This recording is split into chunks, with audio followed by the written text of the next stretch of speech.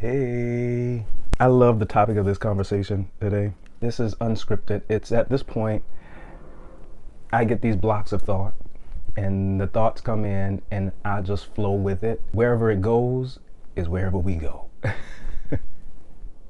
Nothing builds a connection more faster than when you are sharing your experience and your stories. And nothing shuts one down faster than when you are giving advice. That was a powerful realization for me, not only in my personal journey, but in my journey as a certified life coach. Because, of course, as a life coach, people come to you for advice. And it's important to look at the nature of advising and giving advice. There's an assumption there that you are well informed and you have a lot of knowledge. But it's important to know, in the general sense of life, is that it's a relative experience.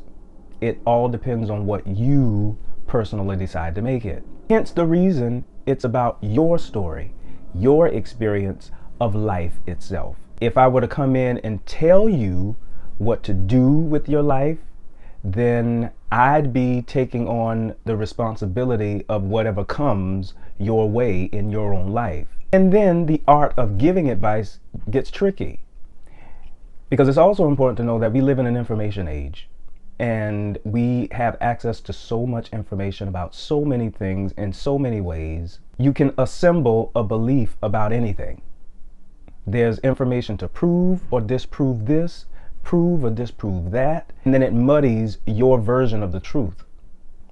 Because there is an intention, or there is a thought that there is an ultimate truth. There is an objective truth. And the unpopular opinion here is that there is no objective truth. There is no ultimate truth. And anything that is deemed an objective truth or an ultimate truth is an ultimate and an objective contradiction. And so what does it contradict? It contradicts the paradox of the human experience, meaning that all expressions can exist at the same time. The light and the dark, the good and the bad, the right and the wrong, the up and the down. And the only way we call these things up, down, right, wrong, good, and bad is simply based on the context. So if there is no clear context, then there will be no clear truth. In other words, if everything is absolute and everything is general, then everything is true.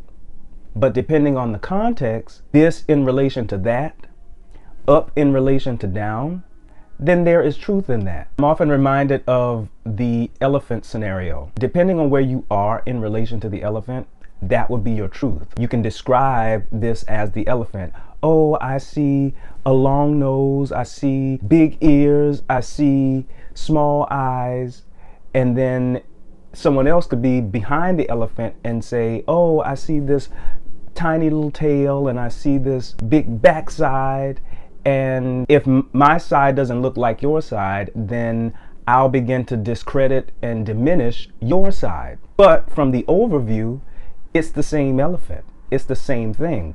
You're just looking at it from two different sides. But if I grab your hand and you grab my hand, and I listen to what your side of the story is, and you listen to what my side of the story is, then we get to piece the puzzle of our sides together to realize that, oh, we're looking at the same object. When you don't look at truth in that way, then this is where the information that you've collected turns into an information war. In that war, there's a lot of fighting, there's a lot of fussing, there's a lot of debating, there's a lot of friction, there's a lot of separation. With all of that together, it creates nothing more than conflict and resistance. And what you resist persists. And in that space, you close off your mind, you close off your heart. Nothing can get in, nothing can get out. And you're in this pursuit to prove the rightness and the wrongness of a thing. Oh, that's right. Oh, that's wrong. Oh, that's good. Oh, that's evil. And if you'd like to assign a truth to something objectively, the only objective truth there will be within the context of this paradox is you. You. Your existence here is an objective truth. The fact that you are here, right now, you are not somewhere in the future, you are not somewhere in the past, You are right here, right now, because guess what? The future and the past are existing right here, right now. And you're experiencing everything with your physical five senses. And so when you feel right here, right now, then that is what's true. Everything else changes, which makes the experience more subjective. And that's important to realize in your own experience. This is also the reason why I personally live under the school of thought that experience is indeed the greatest teacher. Experience is indeed the greatest reminder of it all. Because we're constantly being reminded of things that our inner wisdom, our inner knowing, who we are on the inside, we already know it. So if you're listening to anything that I'm saying here and it resonates well with you, then that just simply means that you know exactly what I know. Hence the reason when it comes to sharing experience, it's important to know that if you're saying something or if you're writing something that says you should do this, you should do that, you need to do this, you need to do that, pause, wait a second, think about what's about to be said. If you're speaking or you're saying something and you say, in my experience, or to me, or for me, keep the thought going. Because this gives you leeway to speak your point of view. Because at the end of the day, nobody likes to be told what to do.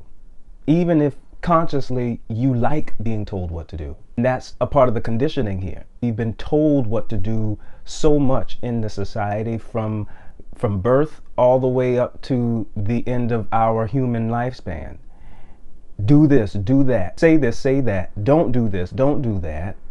And this influences the way that we believe. It influences our beliefs about ourselves. It influences our beliefs about the world around us. Even as a life coach, I have to be mindful of how I share information, because it's important for me to receive the information.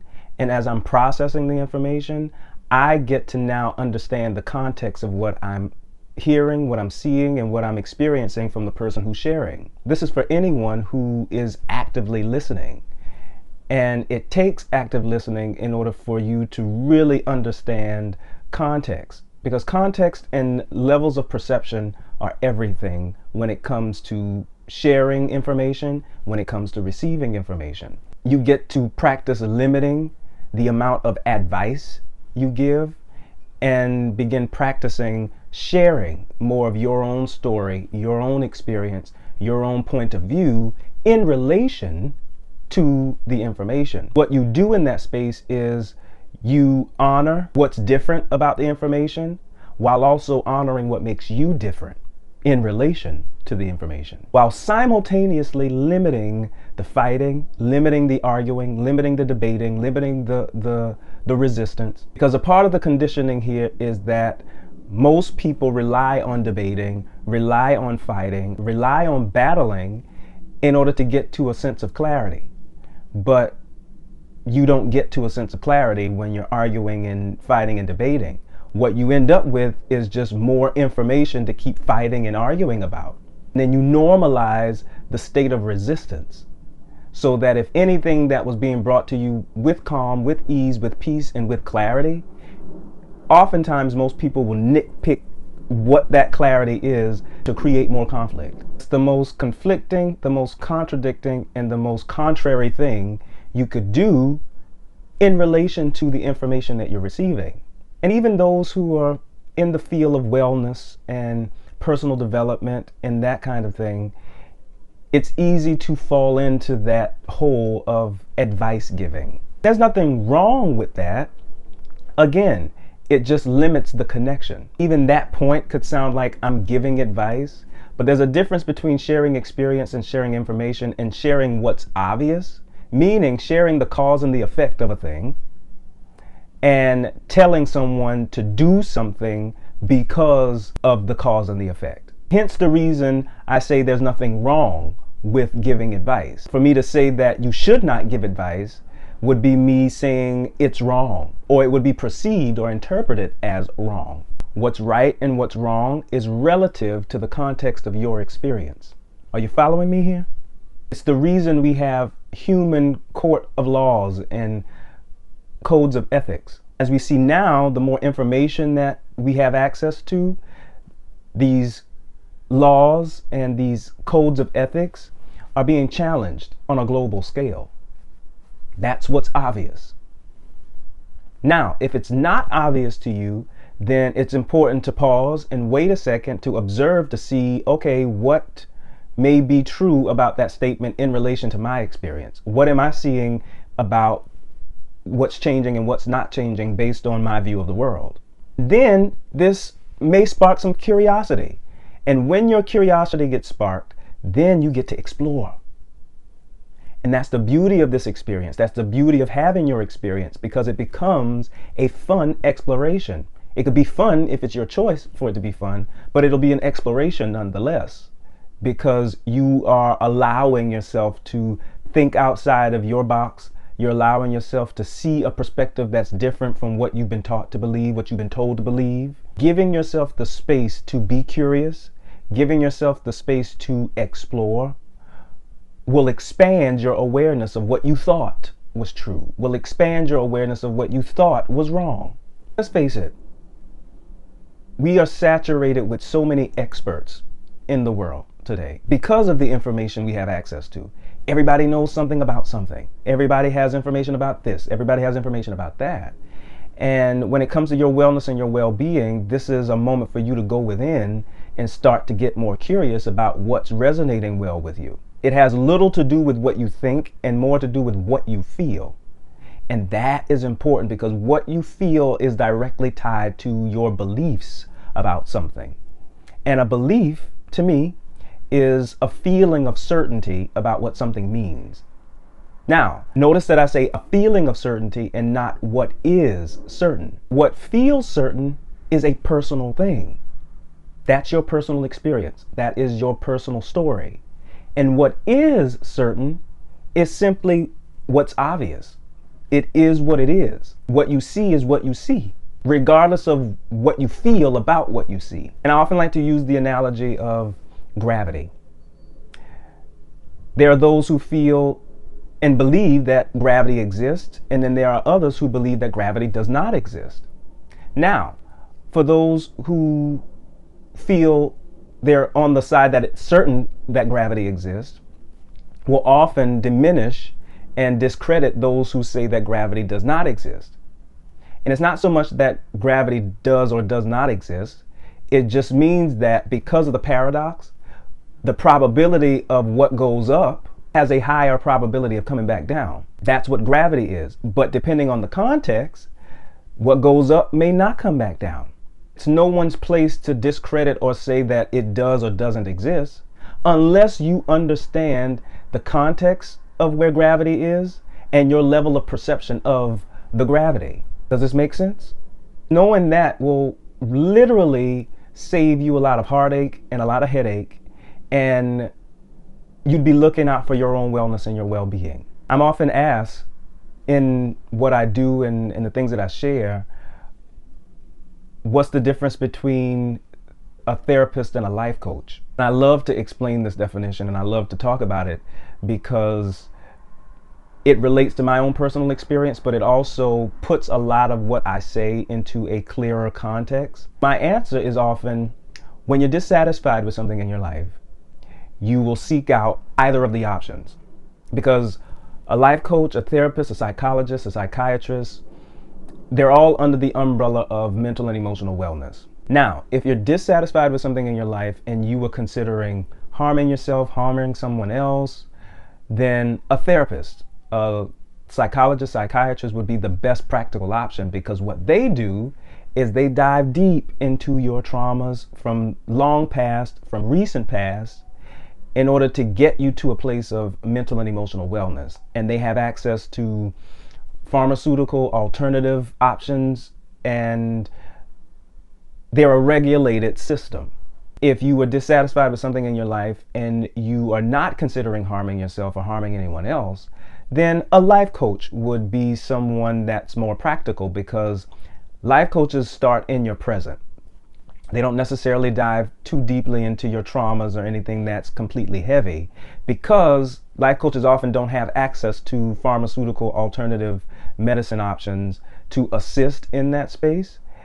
However, they start in your present to get you clear about where you want to be and bridge where you want to be with where you are right now. And so there are different specializations of life coaches, and depending on where you resonate the most, then it's important to explore that. Again, get curious and explore, because life coaching isn't as regulated as a therapist, psychologist, psychiatrist, which means you get to customize the way that you approach information in a way that comes directly from your personal experience, which makes it all the more reason to be careful about giving advice than it is about sharing experience and sharing your story. No matter where you are, whether it's a heavily regulated system or a not so regulated system, whether you are getting certified or whether you're not certified, that all depends on what you personally choose to do. The only thing that matters is that you are being honest with what your story is, honest with what your experience is, and allowing that to overflow into whoever sees you, whoever hears you. If it resonates with them, it becomes a pulse for their own curiosity and their own inspiration, and then they get to follow that in their own unique way. And before you know it, everybody's tuning in to what feels the best for them. They're being honest with themselves. They're being transparent with themselves. They're being vulnerable with themselves.